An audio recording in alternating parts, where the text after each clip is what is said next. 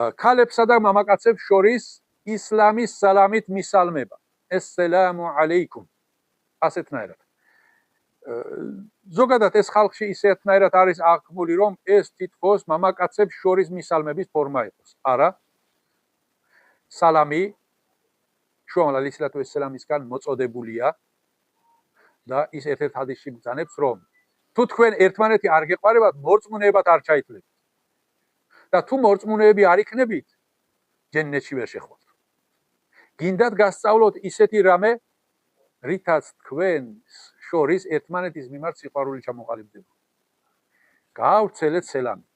ანუ ძალიან ხშირად მიესალმეთ ერთმანეთს.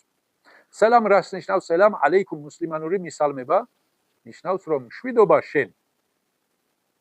შეხვედრის თანავე გარანტიას აძლევ ადამიანს, რომ მე შენ მშვიდობას გისურვებ, ჩემგან მშვიდობის სელამეთობის გარდა სხვა არაფერი მოგელის შენო.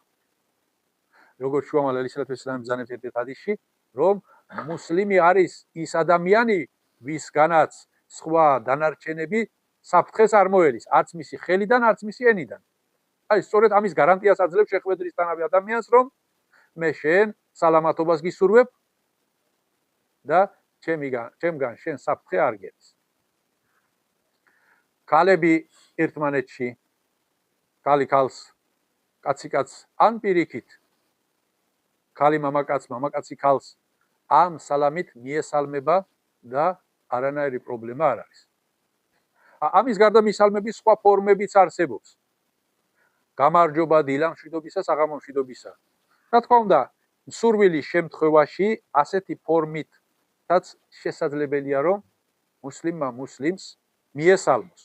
თუმცა ესსელამუ ალეიკუმ და პასუხად ვაალეიკუმ სელამ არის სალამის ფორმა, რომელიც მხოლოდ მუსლიმებისთვის არის დამახასიათებელი და ჩვენ ასე გვჯერავს და ასე გვწამს, რომ ამ სალამში უფრო მეტი ბარაკა, უფრო მეტი ხეირია.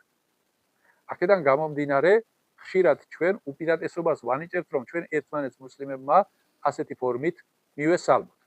თუნდაც ის ხეირი და ბარაკა საკმარისია, რომ შუამალ ალეისალათუ ვესალამ ბრძანებს თქვენ გულებში ერთმანეთის მიმართ სიყვარული დაისადგურეთ, როდესაც ასეთნაირად მიესალმებით. თუმცა სხვა სალამის ფორმით მისალმებაც არ არის დანაშაული.